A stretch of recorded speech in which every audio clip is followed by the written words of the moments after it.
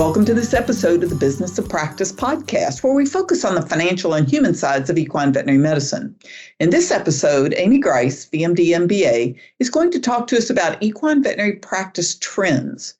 Dr. Grice was an equine practitioner for more than 20 years before starting veterinary business consulting. She advises veterinarians and practice owners on a wide variety of projects and challenges, and she's the current AAEP treasurer. I'm Kim Brown, editor of Equine Management. The Business of Practice podcast is brought to you by CareCredit. Welcome, Dr. Grice. Thank you for having me again. It's so nice to be back. Well, I tell you what, I am just thrilled that you're back here to talk about this survey that you conducted in early November of 21, where you got 312 equine veterinarians to offer their opinions and insights on topics ranging from income to veterinarian wellness. And I just want to put a plug in here. Listeners to the podcast can read your in-depth article with lots of charts and statistics on that survey on equimanagement.com by searching for the title, State of Equine Veterinary Practice 2021 Survey. That's State of Equine Veterinary Practice 2021 Survey. And we'll make sure to include that in the article on Equine Management for this podcast if you want to go look it up that way. And there's also going to be more information provided from this survey by Dr. Grice in the spring issue of Equine Management magazine. So having said all these ways that they can get all this in depth, let's just start a little bit with some of the highlights of the survey and maybe even start on some of the top things that you think came out of this survey, Dr. Grice.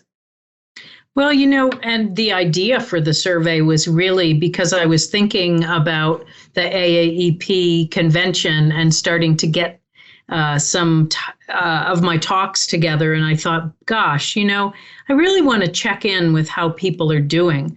And one of the things I really wanted to know, I had a lot of anecdotal information, but were people having trouble hiring staff? Were people having trouble hiring associate veterinarians? It certainly seemed that way from talking to folks and in the paper reading about the Great Resignation and things like that. And so those were some really interesting questions. And I split the questions into hiring staff, non-veterinary staff, and then also the question about hiring veterinarians associates. And also the question was hiring and retaining, so that people sort of were able to tell us if they were having trouble keeping the people they already had. And so the first question about hiring and retaining non-veterinary staff members was interesting because 17% reported that they had no staff members.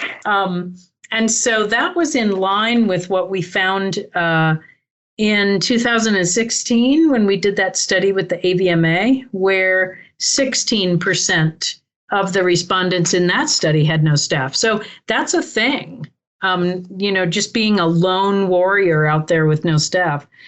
But of those that normally have staff, people were having trouble. And in the comments that they made, it wasn't so much they were having a lot of trouble retaining them. They were having trouble finding, quality, well-qualified folks to help them with administrative or assistant kind of things in the truck. Some of the comments were kind of funny, in fact, with that regard. Then as far as hiring veterinarians, people, the majority of people were having some kind of difficulty, and many were almost throwing up their hands and saying, this is impossible.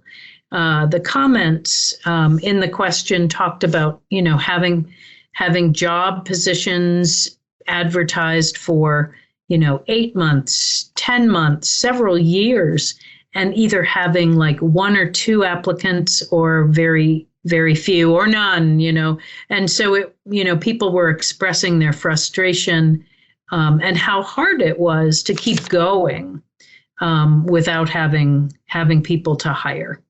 So the 312 respondents certainly backed up the anecdotal information that I'd been hearing. And when this survey also asked, so I've heard practices are a lot busier than they were, and that was certainly something. The statistics came out in the AVMA for just veterinary practices in general, which are obviously mostly companion animal practices. And I thought, so let's see about the equine side. And, so the question was a sort of, how was your practice busier in 2021 compared to 2020? And then also, how was it busier compared in 2020 compared to 2019? And, we had big majorities, like 2/3 to almost 3/4 of people that were saying we earned more revenue, we worked more hours, there were more invoices and appointments, we had more new clients. And then almost half saw more emergencies, so practices were really busy. And what was amazing to me is that when we asked first about 2020 compared to 2019, right? And things were like crazy busy. And then asking, well, what happened in 2021? Well, the storm just got heavier and practices were even busier in 2021 than they had been in 2020. So people's, they can't hire help, and yet they're so much busier, more appointments, more emergent, like having your head in a vice, Yeah. Fortunately, what came out of that, though, was that practices were doing better financially. But was that enough to offset all that work? Because the equine veterinarians are really busy already. And then the last 2 years happened. So it's kind of a perfect storm.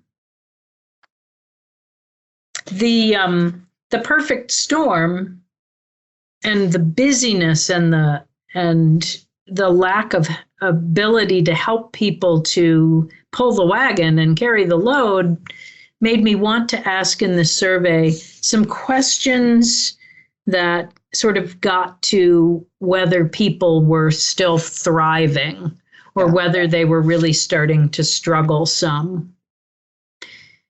And so what I found in asking that question was that I had a list of both sort of self help kind of things, and also a list of things that could be considered worrisome for somebody being stressed or starting to get burned out.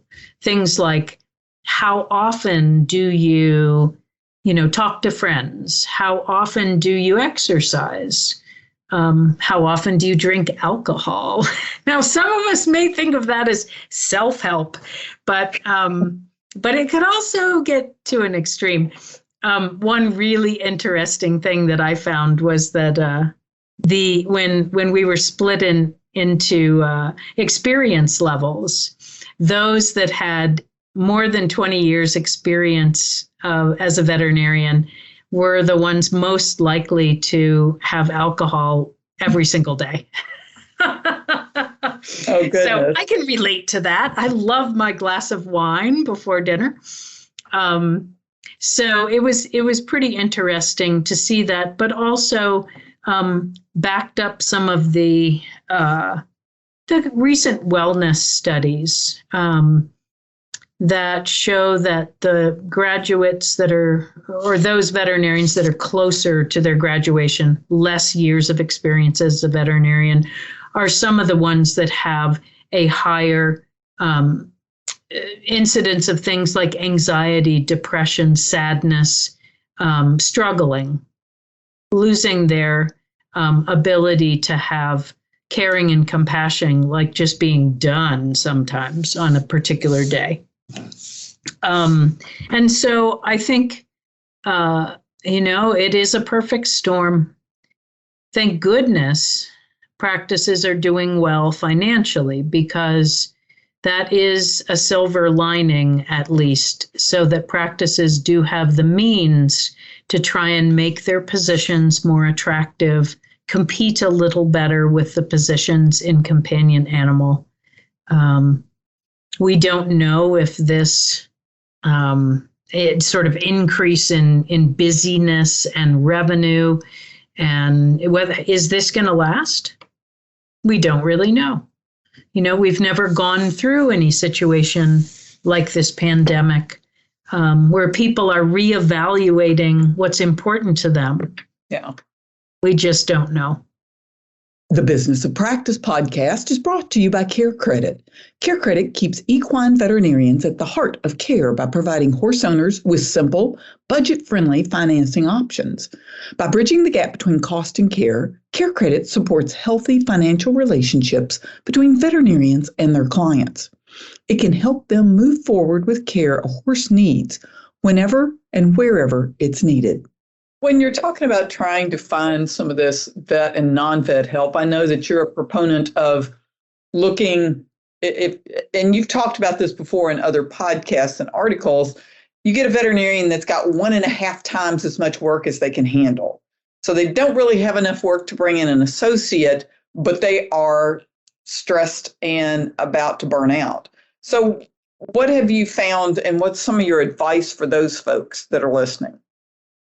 Well, certainly, although all staff are hard to find, if you could find an assistant to be in the truck with you, whether that assistant is just driving and being someone who helps carry your heavy things, unpack them, pack them back up. It doesn't even have to be a horsey person. That person does not have to handle the horses, but imagine how less tired you would be if you had somebody to drive you around and carry the heavy stuff and maybe even clean your buckets. Retired people can often really enjoy going out and doing that several days a week. So think a little outside the box.